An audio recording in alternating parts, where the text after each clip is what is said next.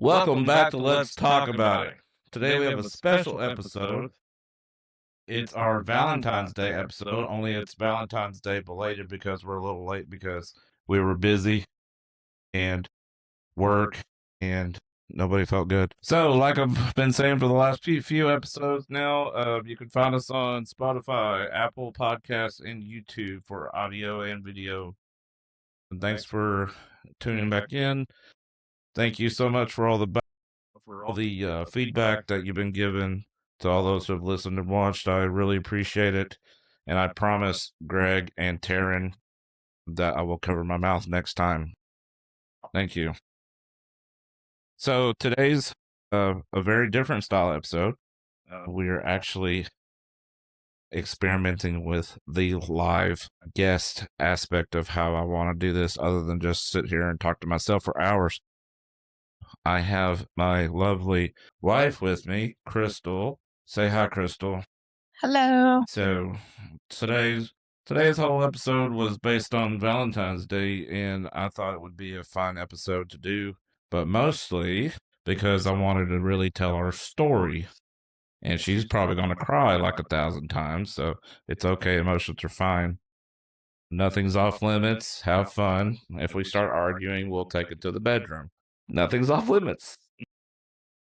So, again, want to welcome everybody in and sit back and enjoy a love story in the making. So, little backstory 2020. Let's take it all the way back to the worst year in everybody's lives. 2020 was definitely not the hindsight year. We all had the pandemic lockdowns, everyone's suffering with COVID, all that terrible stuff. Crystal herself wound up in the hospital. Well, she did wind up in the hospital, almost on a vent, because she is very sensitive and it almost got her. So, trust me, there's a point to me telling you that. So, 2020, I get divorced. It's the worst year of my life. We have a pandemic, we have a lockdown. We're basically being treated like, nobody in the country can move, nobody can do this, nobody can do that. You have your papers if you're an essential worker. Crystal, you had your papers as an essential worker, correct? No, we never had any papers, but we were told to come to work. Okay, so still in the middle of a pandemic, they were still forced to come to work to make owls. And make sure to get in that microphone so I can hear you. But, so here we are. I'm divorced, trying to make it through this whole madness of 2020. Burying myself into work, really just cutting myself off of everything, and it's just kind of getting dark. And lo and behold, 21? It was 2021, right? So I finally get the idea. Is like, okay, I'm not going to sit here and self-wallow. And, the lockdowns in 21 are finally starting to lift. Everyone's finally kind of walking around again, still looking at you funny, like, why'd you got a mask on? Yeah, because masks did absolutely nothing, and we all know that. So, 2021 rolls around. You can't really go on dates anywhere. Like, I mean, of course, I was burying myself in work, so I really didn't have, opportunities to do that.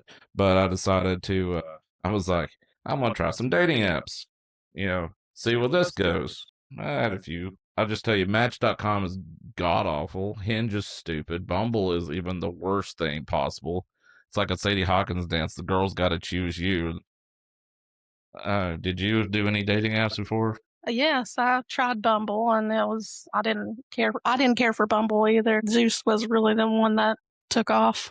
Okay, so you just heard her mention the magic word right here. So I, after trying Match, Hinge, all these things, that just bombed.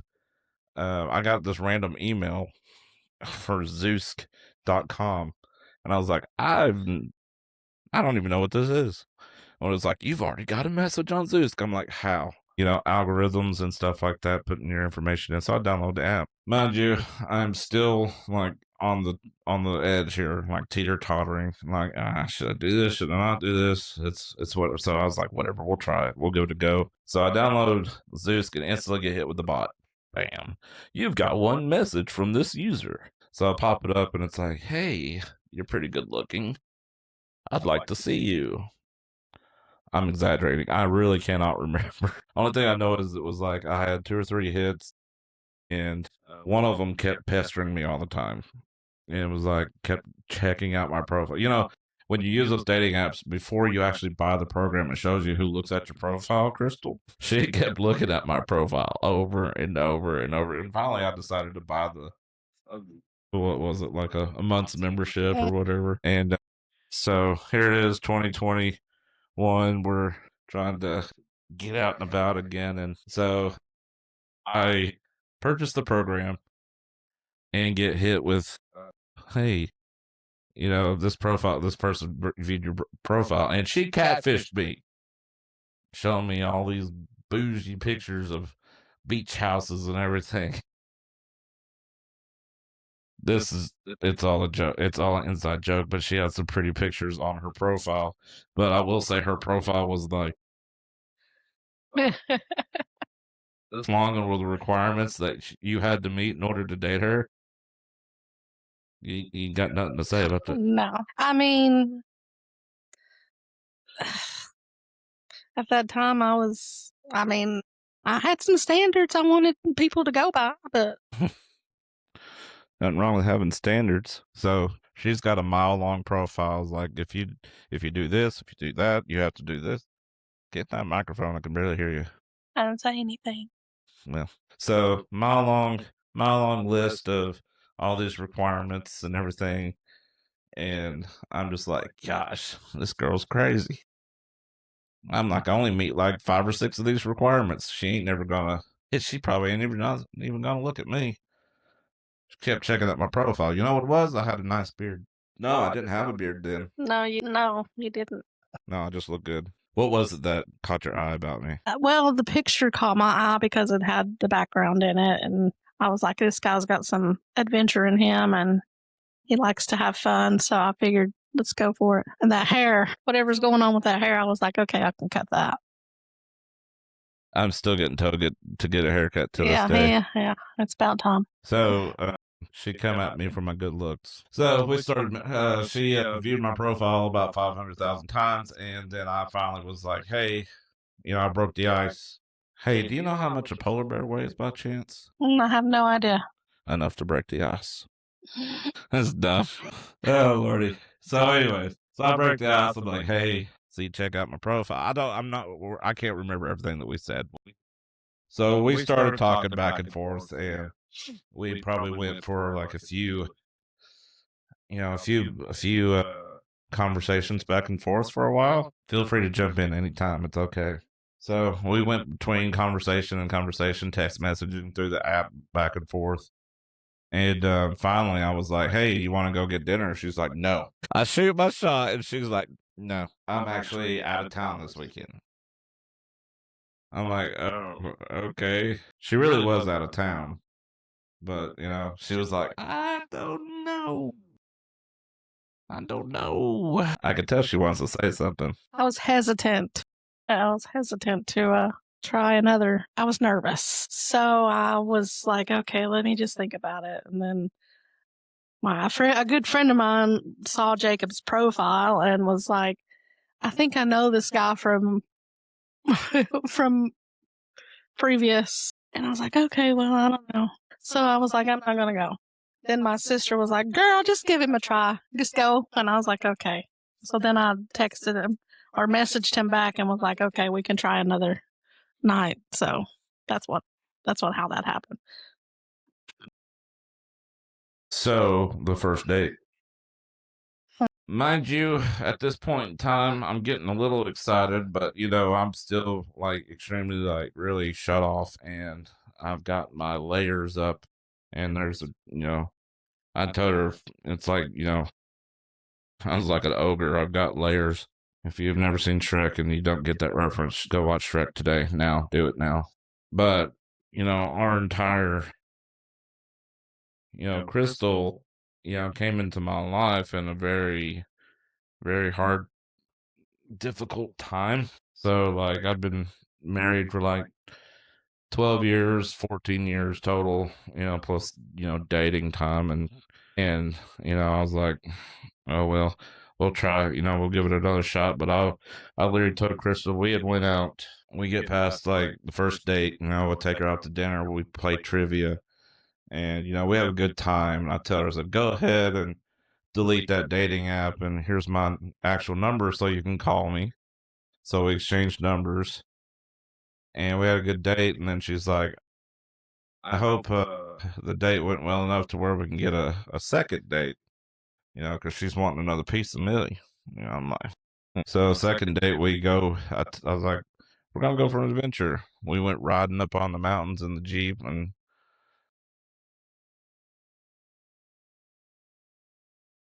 so third date comes around. Don't worry, I'm not gonna give any details. Quit getting embarrassed. We kissed for the first time. She's so shy. We kissed for the first time after watching Friday. And let me tell you, when you're turning on a movie and Dr. Dre, is singing the very first opening track to the song, and then the girl sitting next to you is like, yeah, yeah, rippity rap, rap, rap. I paused the movie and I was like, dude, where are you from? Like Fulton? That is you know, another area in Knoxville that's not kind of ghetto. And she's like, yeah, I went to Fulton High School. I was like, I knew it. Ain't no way you know rap that well being a white girl. So third date turns into more dates. We start hanging out more. She's, let's say, what was it, like the fourth or fifth date? I was getting ready to go to work, and I was like, hey, I'm just letting you know. I feel like I should let you know, like right now, is like, I'm not looking to get married or anything like that. Just trying to date and see what happens. I think that was more of a couple months in. Couple months in. Yeah, but I don't know the exact timing. But I had been over for your house, for your apartment several times. Yeah, yeah. So Crystal is making herself a home. Like all of a sudden I start seeing uh I start seeing like oh dude, she walked into my bedroom, she's like, oh my God. And then like made my bed. I was like, what are you doing? You don't have to make my bed. She's like, it's a mess. And then she starts like picking up after me, and it's a bachelor pad, okay? I'm not ashamed to say it was a little messy, but I did have my fan that I sleep with like on a stack of 3 boxes, perfectly aimed towards my face, and she's like, why is this fan on top of these boxes? Continue.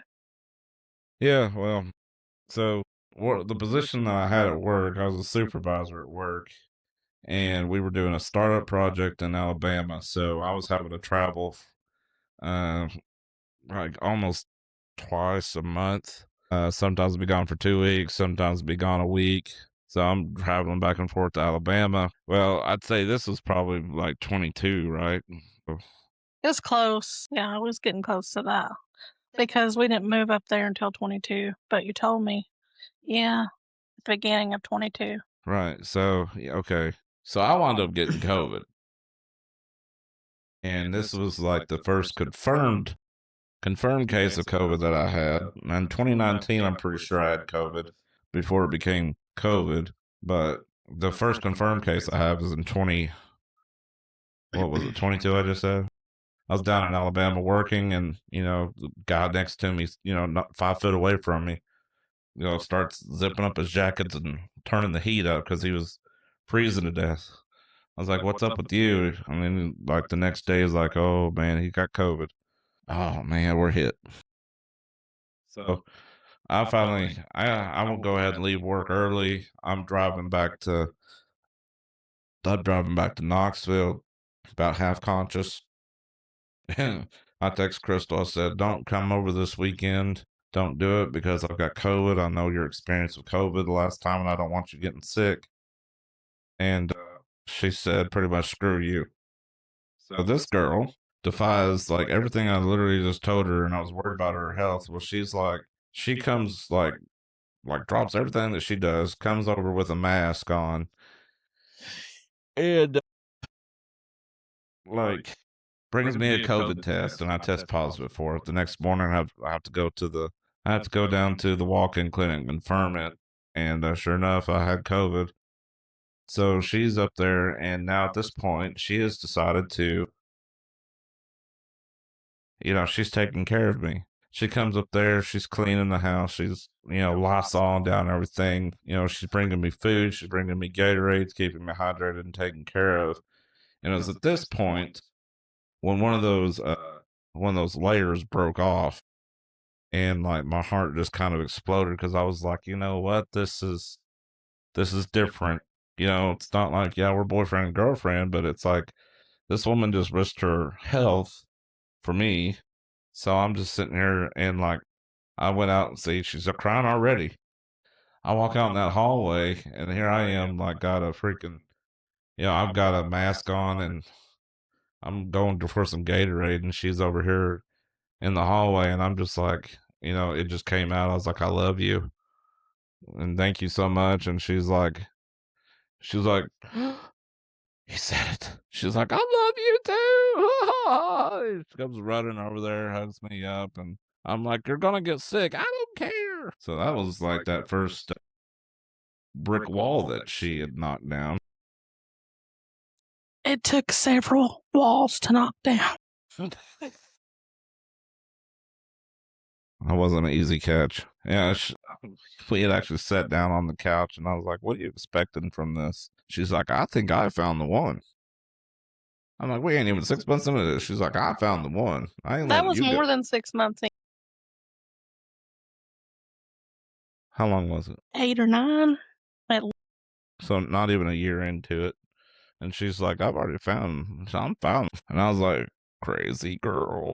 So, but 1 year, 6 months turned into a year turned into 2 years, and 3 years was the year of hell. The Ohio. Oh, that was the second year too. That was the same of 22. That was right after that. Let me tell you how I knew this girl loved me. I mean, like, for reals. So I had the opportunity to transfer to Ohio for work, making some more money. I really, really, really needed to change the scene. And actually, what I really needed to do was to keep myself in Tennessee and not run away. But, I was like, I got to get out of Tennessee. No, no, no. It's just part of the healing process. But I can't say it was all bad in Ohio. Didn't make some good friends while we were up there.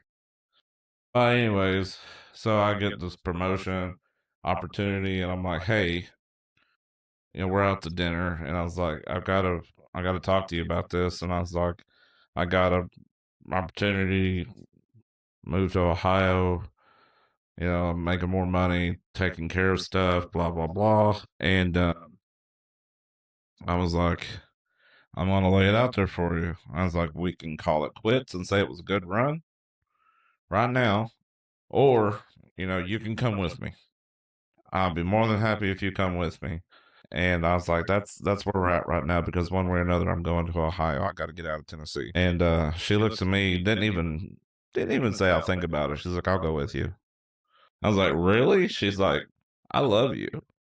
I was like, I'll go to Ohio with you. Crazy. That was hard. For me, that was hard. Yeah. So it brings us to the half year. Well, I'm sorry, it was a year, and it was from 22 to 23. So the year of hell. We get up there, and everything starts out fine. It's cool. We're doing everything all right, going to work. We've been on a massive adventure to Moab, Utah, saw the Grand Canyon, went to Vegas, had 2 weeks of wheeling out there. And, that was a blast. But some stuff, I don't really know how to explain this, listeners. I really don't know how to say it at all. But the fact of the matter is we were both homesick and wanting to go home. And I had a duty to work, and then she was missing her family. And I went a bit crazy. Say it again for the mic. I went a little bit crazy, but I was away from everybody I knew. Yeah, so it was I've been a traveler for many moons now. I've been away from home since 2010. I haven't. I am all about, like, let's travel the world, see new places. She has never been out of the state of Tennessee.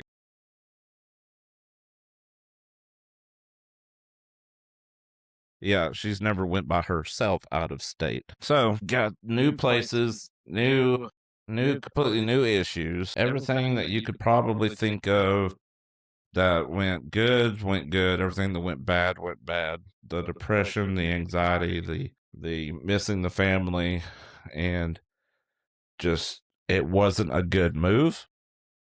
And it took about 6 months to realize it wasn't a good move, but I was stuck for a year. Otherwise, I was going to have to do a lot of payback, a lot of payback to the company for the move. So I told her, I said, listen, when April rolls around, with or without work, we're going back to Tennessee. I'm not renewing this lease. We'll go back home. And, but I'm not saying it's the year of hell because of everything, but we freaking like fought a lot. And here, one of our biggest, nastiest fights we had, it was just I don't even remember what the argument was about. It was dumb. All of the arguments were just dumb, but it just was spawning off of something else. The everything I just said. But she had grabbed her keys up. She grabbed her keys and said, "I'm going home. I'm leaving. I'm not going to. I'm not going to be stuck up here no more." And there's like 4 foot of snow on the ground at the time. And I grabbed her keys from her and chucked them across the apartment. And I was like, "Good luck finding them." It's like, you ain't going nowhere. I didn't want her getting hurt or, especially being emotional like that and then just, getting into a wreck, especially driving 6 hours home. But, so she ran upstairs or we were arguing, fighting, blah, blah, blah. She ran upstairs. I slept on the couch. I slowly made my way back up to the bed later that night. But, that big fight, I left for work the next morning. I didn't even tell her bye, didn't give her a kiss, didn't do nothing. I come home from work. We hadn't even talked all day. No text, nothing. As far as we were concerned, we were probably done at that point, right? I don't know. I know I was worried about it all day. I was about to go home, but I was so mad at her. I didn't want to go home. But when I went home, she wasn't home. So I was like, "Oh God." She freaking left. And her car wasn't there. I said she left. She went back to she went back to Tennessee. Great. So I'm sitting there on the couch, just feeling defeated. I was like, man, this freaking sucks. So I was like, I don't know what else to do. She wouldn't answer her phone. Let me tell you something. When Crystal is mad at you, she will let that sucker go to voicemail every single time. Every time. Won't even return a text message. So on top of being messed up about the fight last night, now I'm worried about her if she's okay. So I've got all the emotions going. Well, she's over there at Dairy Queen freaking eating, a vanilla ice cream cone with sprinkles, driving around Dayton like, oh, look at this pretty landscape in this park that I found. Screw my boyfriend. I can't stand him. She's over there. She didn't come home till the sun went down that night. So I'm over there freaking out after this massive fight we had last night. She walks in the door, and I don't say nothing to her. I just grabbed her up, and I hugged her so tightly, and I said, I just love you so much, and I'm sorry about everything, and we're going to get home. We're going to get home, and, like, it was at that moment right there where I feel like our love, like, really solidified. It was, like, at the extreme point of losing somebody. I cried. I cried so much. It's like the extreme point of losing somebody to where you really realize how much they mean to you. And it was at that point where I was just like, I love this girl. I mean, I really love her. And the fact of the matter is after that situation, after the year of hell, we made it back down to Tennessee. Things were still a little rough, a little tough. We had another couple big fights, but nothing compared to the Ohio fight. Nothing did. We had one big real fight where I was just like, what, I'm about done with you. Just go out.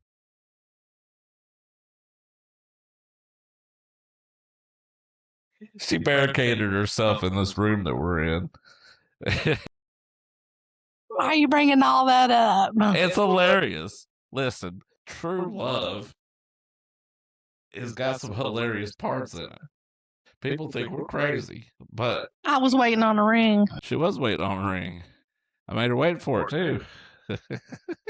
But she barricaded herself in this room. She blew the air mattress up, put sheets and pillows on it.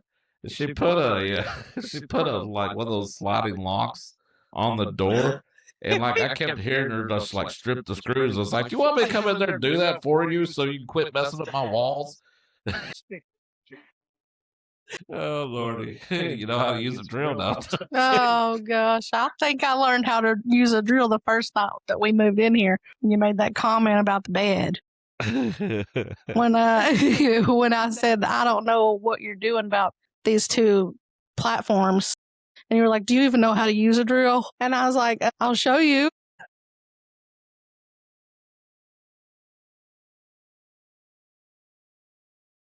Or was that that was a drill, wasn't it? Yeah, that's what we were using to put that bed together. Yeah, because Dad in his pocket full of screws and everything. We got the bed frame from my parents, and it's a big bed frame. It's like one of those floating bed frames. So it's got like 1,000 screws in it, and then Dad's homemade screws. Yeah. Uh-huh. I brought something to drink with me. So I'm a sarcastic person. And sarcasm is a very second language of mine. So Crystal is also a very sarcastic person, and two sarcasms always enter, equal a punch to the throat. In seriousness though. After we got past that, like I said, these have been years. How many years are we at now? We moved back down in 23. So 23 we had a couple more spats, but 24 was the year it really all changed. And Crystal was like, "When are we getting married?" She's, this is how I'm not say desperate. That's not the right word, but how how determined to be married to me she was. She literally started buying all of the wedding decorations off of Temu.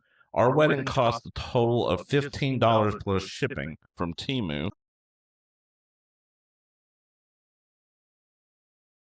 I mean, I did use Teaming, but not there was other stuff. Said that joke during the wedding. Everyone's like, "Oh my god!" I'll tell you something else funny. One time, I'm going to put a pin in that. Hold on, go over here. Well, when I first met her family, probably one of the second or third times that we were over there. I think what was it, a Halloween dinner or was it? It was Halloween. It was Halloween. Was over there, and when I sneeze, I make this look. I'm like, "Phew!" I'm like, "No, I'm sorry, I was yawning." I was yawning. I was like, "Ah!" I just yelled really loudly, and like her sister's house echoes really loudly, and I was like, "Oh God, that was really loud in my head." And then I was like, "Sorry, Tourette's," and I like walked away, didn't say nothing else, and everybody was like, "Crystal, does he have Tourette's?" She was like, "No, he's being an idiot." That's what broke the ice with my family. They thought he was hilarious. Sometimes he is, sometimes not so much. Anyways, back to her. This is how determined she was. Well, she starts buying all this stuff from Temu, and like literally the Amazon guys got, we got to be on like best friends. We got on first name basis, and we're like, "How's your mom? How's your kids? How's the wife? All that jazz." The Temu people started really hating Crystal because she's like, "That's not what I ordered." They're like, "You ordered this. You ordered that. You don't get back." They just started just refunding her money. We don't want your flower back. You take money. We don't want your flower. You want a new flower. This seat sucks. I gotta get better chairs. So we don't want your flower. You take our money. Oh Lordy. So she's like, we've been looking at some rings. We looked at some rings every now and again. We went to some ring shops and like found out what cocktail rings are versus engagement rings. And Crystal's looked at this woman. She's like, "Listen, girl, if I want a cocktail ring to be my engagement ring, I will choose a cocktail ring to be my engagement ring." She's like, "Oh, you sure can. Customer's always right." And she's like, "Let's bounce." God, I have broken my leg at this point. And we're sitting on the couch. I've got one leg up in the air. We're scrolling through Amazon, and she finds this ring, and it's funny, and like it's a raccoon ring and its tail's got little stones in it, and she starts bawling, nasty crying. Like she's like, "That's the one. That's the one. That's what I want." Whopping $25, baby. I was like, "Deal. Buy now. Prime. 2-day shipping." Stop it. Stop it.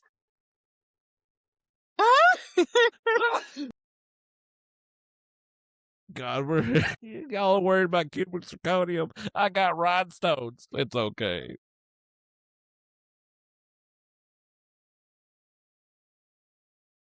She loved it. She fell in love with it instantly, and she's like, "That's the one I want. That's what I have to have." And so I bought it and put it away. October. Let's take it to October. I had been planning something for a while. She's like, "When are you asking me to marry you?" Getting impatient. I was like, "Easy there, big fella." It happened whenever it happens, is what I kept telling her. Well, I've been scheming, because the romantic that I am wanted to do it in the fall. I had a specific location locked out to where we could see a nice sunset high up, and I wanted it to be, real special. So we go to Gatlinburg. We found a hotel, like had a balcony and a stream running behind it. It was really nice. And I took her to Anakista. Oh, looky there. Gosh. There was a 7-Eleven convention apparently that day.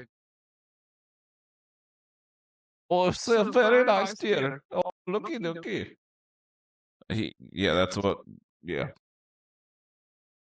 All the hotel owners and 7-Eleven owners, all gathered in one place at one time, and there was the gathering of the Patels. We get up to Anakista, like we've been standing in line for like hours. We get up to Anakista, and here I am. It's actually hot in October. It was warm that day.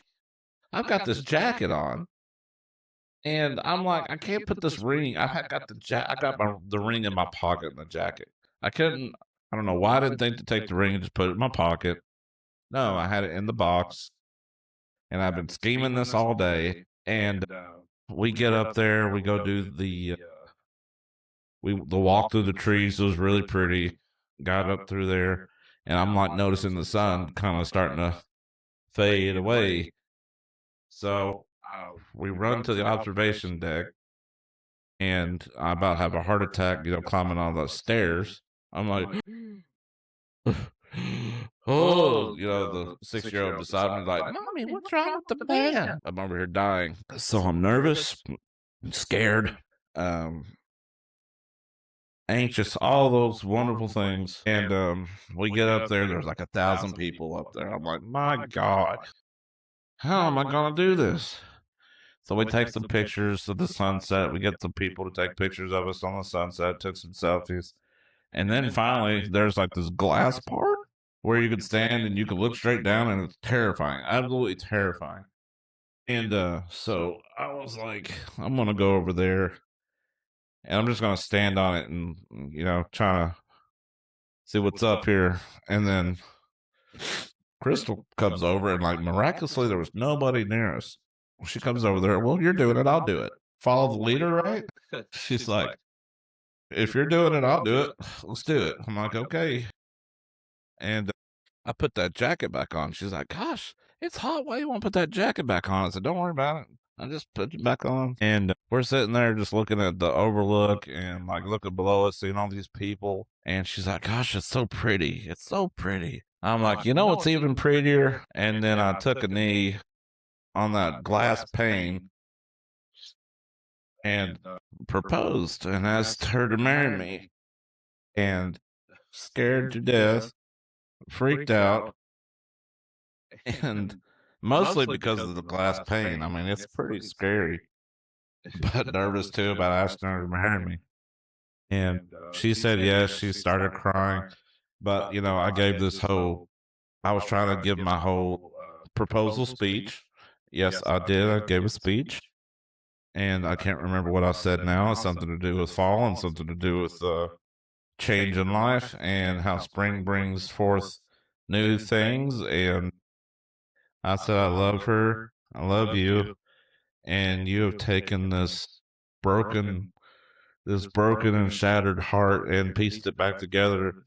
And where I never thought that I would love again, now my heart is just overflowing with the love for you. And I asked her to marry me, and she was like, yes. But while I was trying to do that, she started crying, and I was like, stop, you're going to make me cry. So, but the added bonus to that was people were taking pictures of us during that time, and we became celebrities at Anarchista. Everybody was like, "Hey, did you guys hear that some people got engaged at the observation tower?" We were like, "That was us." They were like, "Yeah, that's awesome. That's never happened before." First ones, first ones. Bible says when you find yourself a woman, when a man finds a woman, he finds a good thing. And Crystal was probably the best thing that ever happened to me. And I'm not saying that lightly, I mean it wholeheartedly. She makes my heart full. She makes me happy. She makes me smile. She puts up with my crazy ideas like, hey, I'm going to do a podcast now. And she's like, cool. And then I convince her to come on in here to help tell her story. But so far, she's just staring here looking at me. For me. She's scared. The biggest thing is really what I want to get at here is the fact of whenever I thought that giving up was the only option, and I thought that burying my head in the sand was the only thing I was going to be able to do, and I was going to be broken for the rest of my life, and I never would be able to feel love again. First of all, I didn't even know what love was. I was married for 12 years, together for 14, and it was a different form of love. Like, it fizzled out. It's not what I'm feeling now. What I'm feeling now is the genuine love, the love of the five love languages, which apparently both of us are a five love language kind of person. But I don't know how to explain it other than it's just different. It's like it's easy. It's not hard. It's not forced. It we get mad at each other, whatever. The next couple hours, we're holding each other in our arms and like, oh, I'm so sorry, crap happens and blah blah blah, or we can just sit there and be in each other's presence and don't even have to say five words to each other. Just look up back, I love you. You're like, I love you too. Sometimes I say I love you way too much. She's like, you've said I love you like 20,000 times today.